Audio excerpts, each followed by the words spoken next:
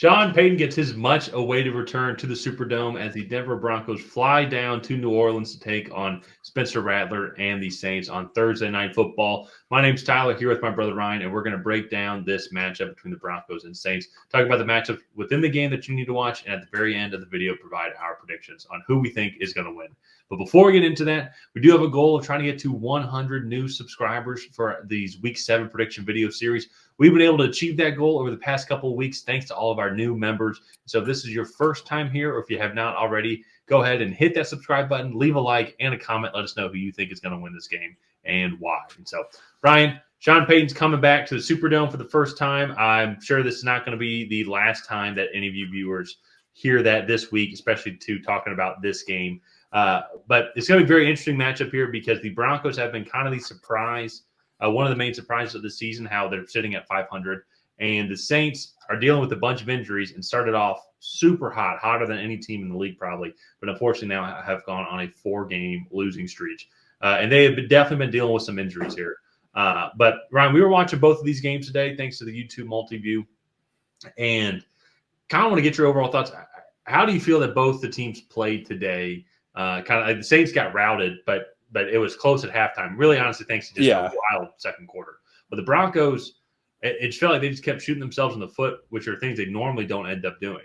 Is that something that you kind of felt also, or do you see it a little bit differently? Yeah, I mean, kind of starting with the Saints, it was just the Bucs kind of let them hang around. I believe did they put up 27 points in just the second quarter? It was just the second quarter. Yeah. And so but it was off a punt return for a touchdown. They had, I believe, 2 interceptions and a fumble recovery all in that one quarter. And so that to me, I think really was the spark for their points.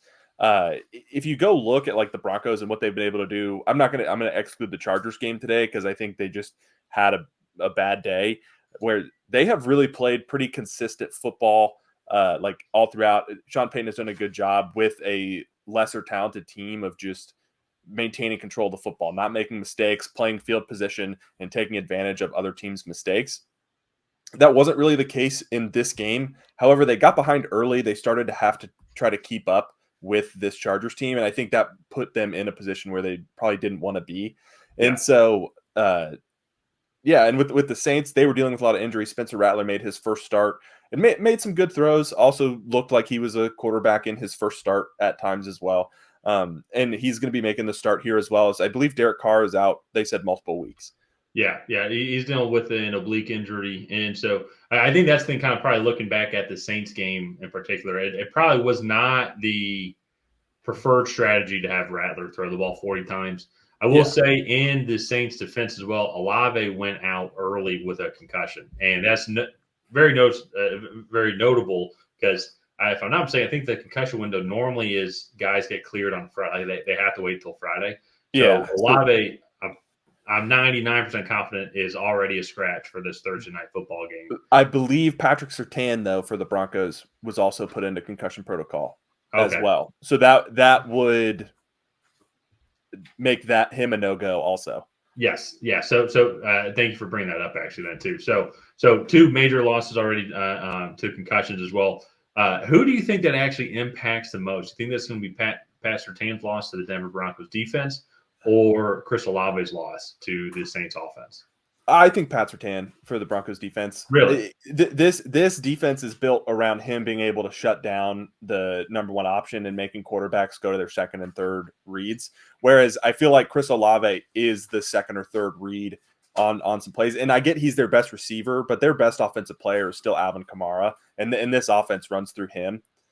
And so I don't think it changes the Saints offense as much as it does the Broncos defense. So I'll disagree. I actually think that it would be Chris Olave. Typically, I feel like losing your star corner and everything. Yeah. But from what I've seen from this Broncos defense is just how well rounded they are today. And actually too, looking at this Broncos game from today when they played the Chargers, they kind of shot themselves in the foot. But in general, though, they kind of kept the Chargers offense in check. They had the one really long drive that they gave up for a touchdown, which I believe was the 86, the 83 yard, which ended with a 40-yard touchdown pass. And so But other than that, though, it was the offense was kind of setting up the defense to fail in the first half with turnovers, which set up shorter fields. And the Chargers were able to drive a little bit in the first half, but in the second half, they really kept them in check, and Pat Surtain was not in that game at all. So I would think losing Chris Olave, who is your number one guy, your possession guy, Rashid Shaheed is the deep guy, but we have seen him be ineffective when it comes to ineffective at times when it comes to his ability to create options in multiple different ways outside of just using his speed. Chris Olave is definitely more of that guy.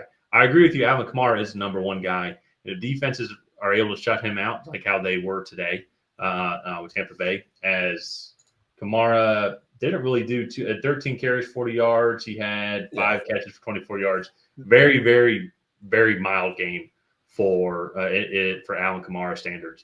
I think losing Chris Olave, I think, will allow Broncos to only focus in more on guys like Kamara and can maybe help out a little bit with Rashid Shaheed. And you had some other guys rise up, like Bub Means. He had that's what I was going to say.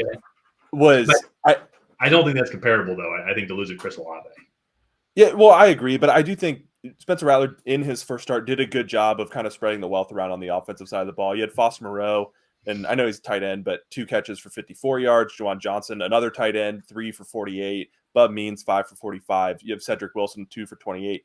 They have other receivers that they can go to, and other matchups that they could try to take advantage of. Whereas I feel like now the Broncos will be forced to maybe not play as much man coverage as they would want, or they have to adjust their defensive strategy to be more zone heavy and allow guys to maybe sit in those zones just to prevent them from having mismatches. Because Spencer Rattler did take advantage of, I mean, he had 2, 4, 6, 8, 9 different guys. Chris Olave is one of them, but 8. So 8, he threw the ball and had 8 different receivers today. A lot of them had multiple receptions. So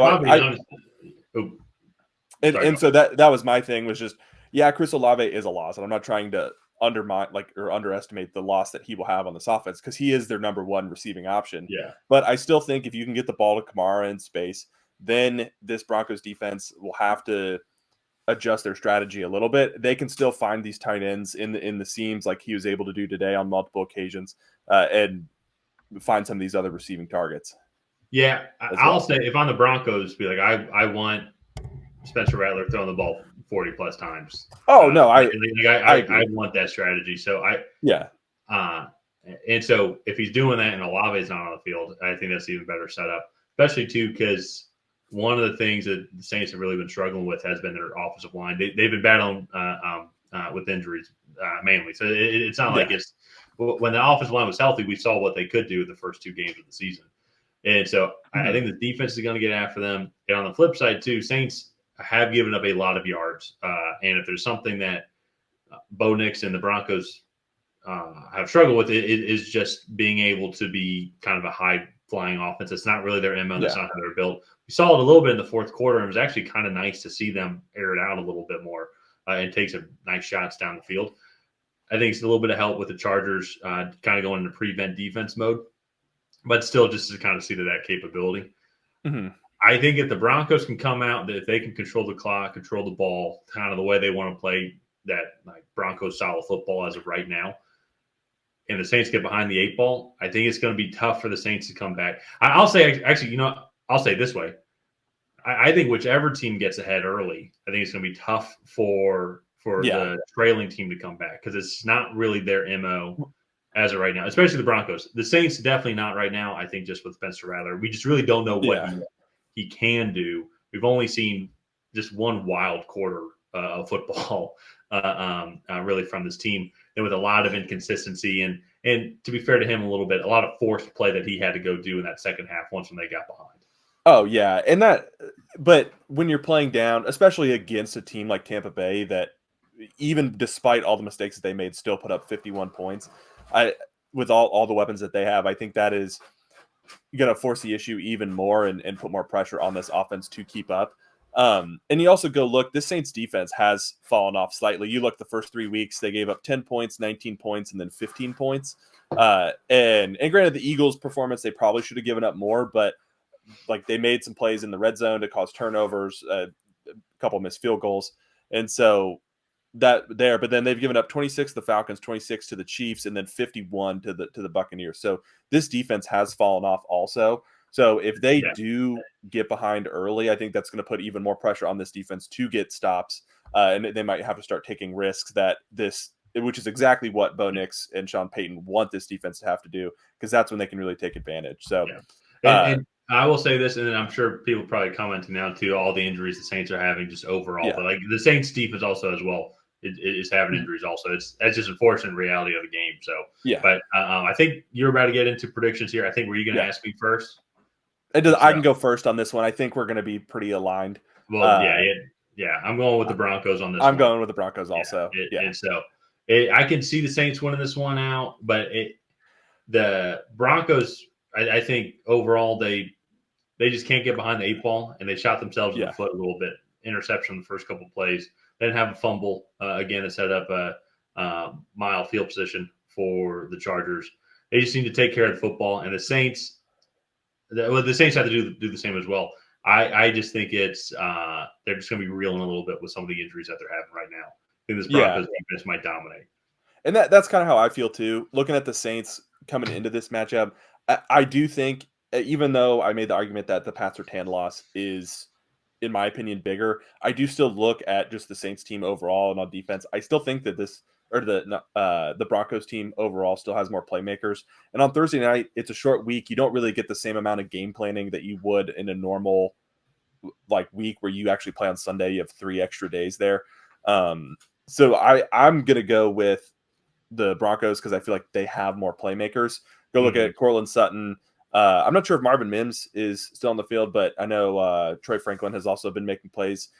This is a good Broncos team, and they're a well-coached team, and I just don't think they're going to beat themselves. I think this Sunday was a little bit of an outlier for them against the Chargers. So yeah, but that's going to do it for this episode. If you guys have not already, please go ahead and like and subscribe. It is the best way to help out the channel. While you're down there, go ahead and leave a comment on who you think is going to come out ahead. Will it be the Denver Broncos? Will it be the New Orleans Saints? And that we'll see you guys next time.